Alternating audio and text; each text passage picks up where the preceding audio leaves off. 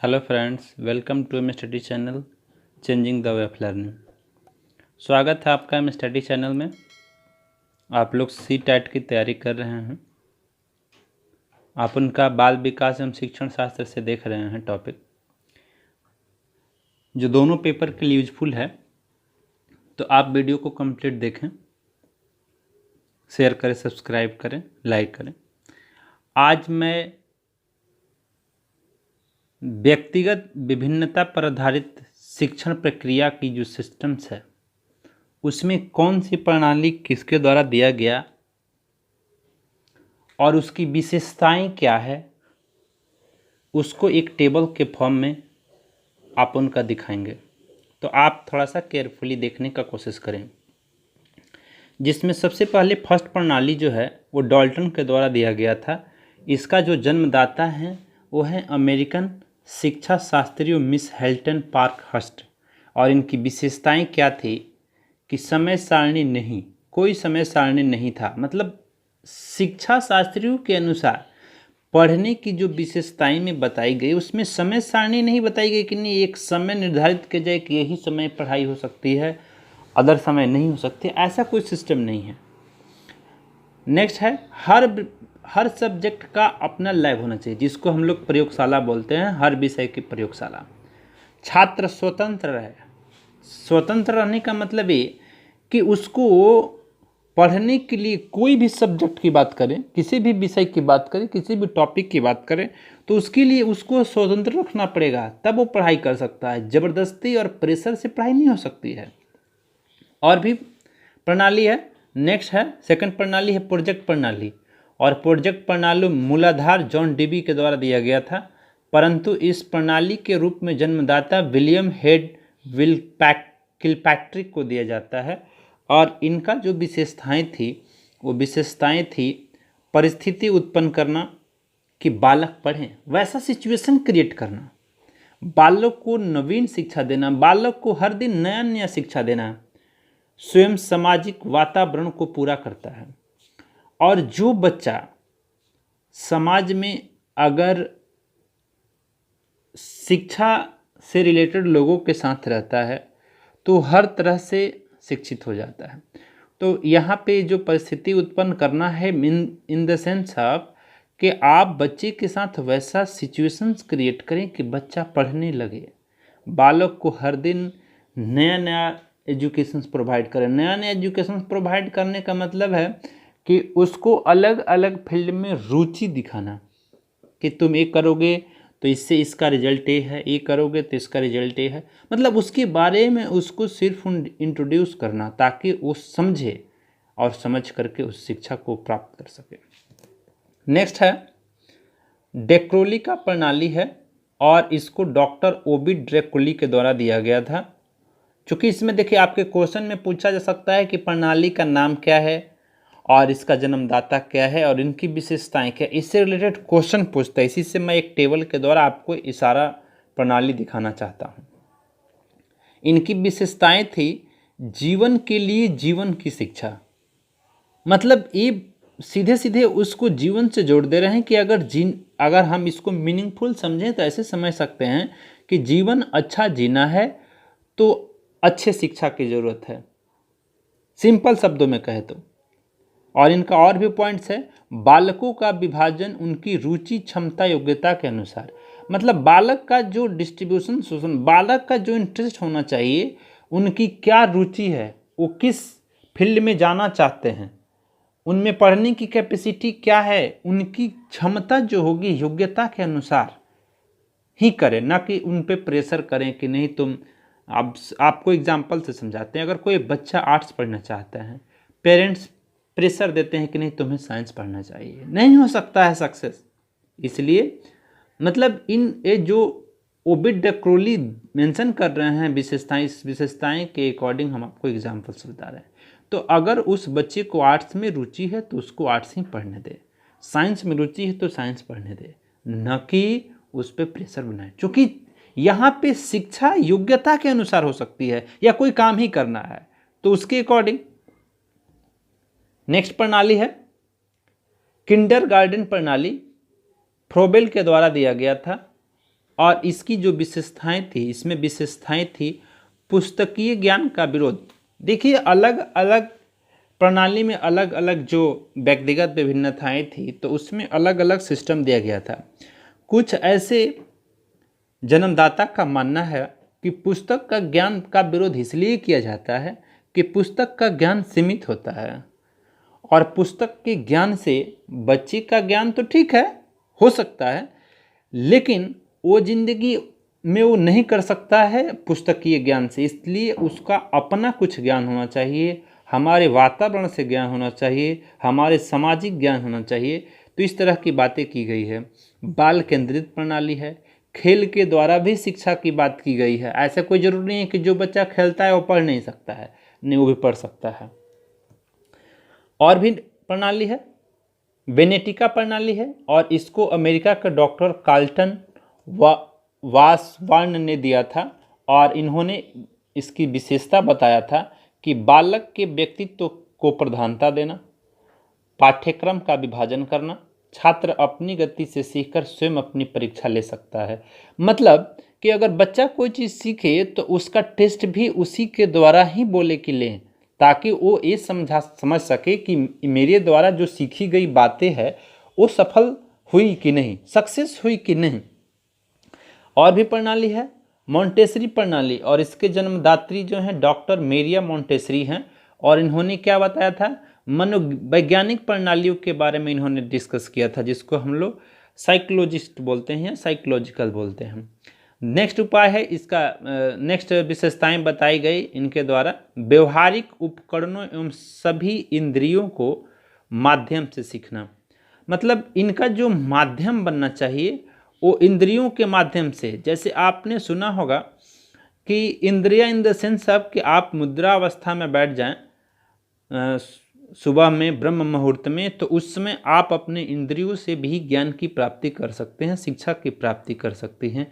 तो यहाँ हो गया कि इंद्रियों को बस में रखना और उसके व्यवहार से आप शिक्षा को प्राप्त कर सकते हैं। तो इस तरह की बातें दी गई है। बेसिक शिक्षा प्रणाली भी बताई गई, और बेसिक शिक्षा प्रणाली के बारे में बच्चे जानते होंगे मोहनदास करमचंद गांधी, जिनका बेसिक नाम बच्चे गांधी जी जानते हैं। तो इन्होंने क्या बताया था, सर्वांगीण विकास पर बल दिया था, सभी के लिए सभी का विकास हो इस पे बल दिया था। अनिवार्य और निःशुल्क शिक्षा भी इन्होंने दिया, जो बच्चे गरीब लेवल में हैं, गरीब कंडीशंस के हैं, वो भी लोग पढ़ें, इसके लिए निःशुल्क शिक्षा लाया गया। अनिवार्य मतलब इसको कंपलसरी किया गया, मतलब एजुकेशन को कंपलसरी इसलिए किया गया कि हमारे देश के हर बच्चे, हर लोग शिक्षित हो सके, इसीलिए इसको अनिवार्य किया गया। उसमें और भी पॉइंट बताई गई। हस्तकला पर आधारित मातृभाषा पर, मतलब हस्तकला इन द सेंस ऑफ कि आर्ट की जो बातें की जाती है उस पर भी आधारित हमारी शिक्षा को बताया गया। और नेक्स्ट बताया गया गैरी शिक्षा प्रणाली बताया गया, जिसके जो जन्मदाता थे वो थे W.A. बट इसके जन्मदाता थे। और इन्होंने क्या विशेषताएं बताई, 3 प्रमुख बातों पर ध्यान दिया, बल पर, खेल पर और कार्य के अध्ययन पर। अब डियर स्टूडेंट, ऐसा कुछ नहीं है कि इतना ही सिर्फ था, और भी प्रणाली था। इन सभी विधियों के अतिरिक्त भी कुछ संविदा विधि थी, क्रियात्मक विधि थी, अभिक्रमित अनुदेशन था, कहानी पद्धति थी, वार्तालाप विधि थी, पर्यवेक्षित विधि का आवश्यकता अनुसार प्रयोग किया जाना चाहिए। तो ये सारी प्रणाली की जो बातें की गई है ये की गई है। तो आप लोग देख सकते हैं, इसको क्लियरली देखें, दोनों पेपर के लिए यूजफुल होगा। अब डियर स्टूडेंट, हम कुछ क्वेश्चंस पे बात करेंगे कि क्वेश्चंस कैसा रहेगा और आप उसका आंसर कैसे देंगे। और क्वेश्चंस देखने के लिए और उसके आंसर को देखने के लिए हम बुक का हेल्प लेंगे, जो कि बुक ही से डायरेक्ट आपको दिखाएंगे। तो डियर फ्रेंड्स, हम कुछ प्रीवियस ईयर का क्वेश्चन देखेंगे जो आपके लिए मोस्ट इम्पॉर्टेंट होगा, तो आप थोड़ा सा केयरफुली देखें। फर्स्ट क्वेश्चन है इसका, प्राथमिक स्तर पर एक शिक्षक में निम्न में से किसी सबसे महत्वपूर्ण विशेषता मानना चाहिए। तो इसमें ऑप्शंस दिया है, तो उस ऑप्शंस को देखेंगे तो उस ऑप्शन के अकॉर्डिंग आपका आंसर आएगा। धैर्य और दृढ़ता, जो इसका ऑप्शन डी है, वही इसका प्रॉपर आंसर होगा। नेक्स्ट क्वेश्चन है, निचली कक्षाओं में शिक्षण की खेल पद्धति मूल रूप से किस पे आधारित है? तो विकास एवं वृद्धि के मनोवैज्ञानिक सिद्धांतों पर आधारित है। इसका आंसर आपको मिल गया, देखें रहे ऑप्शन से। नेक्स्ट क्वेश्चन है, शिक्षा के क्षेत्र में पाठ्य चर्चा शब्दावली की ओर संकेत करती है। तो ये किस ओर संकेत करती है? विद्यालय का संपूर्ण कार्यक्रम जिसमें विद्यार्थी प्रतिदिन अनुभव प्राप्त करते हैं, वो शिक्षा पाठ्य चर्चा शब्दावली की ओर संकेत करती है। नेक्स्ट क्वेश्चन है आपका, एक शिक्षक को अपने विद्यार्थियों की क्षमताओं को समझने का प्रयास करना चाहिए। निम्नलिखित में से कौन सा इस उद्देश्य के साथ संबंध है? तो इसका आंसर हो सकता है आपका शिक्षा मनोविज्ञान। तो इस तरह से आप एक एक करके क्वेश्चंस देखते चले, हम ऐसे आंसर बोल दे रहे हैं। नेक्स्ट क्वेश्चन है आपका, निम्नलिखित में कौन सा समझ के लिए शिक्षण को प्रदर्शित करता है? तो शिक्षण को प्रदर्शित करने के लिए इसका ऑप्शन है, और इसका आंसर है ऑप्शन ए, विद्यार्थियों को एकाकी तथ्यों और प्रक्रियाओं को याद करने के योग्य बनाना। मतलब और भी सारे इसके ऑप्शंस दिए गए हैं, लेकिन ऑप्शन से ही आपका आंसर है।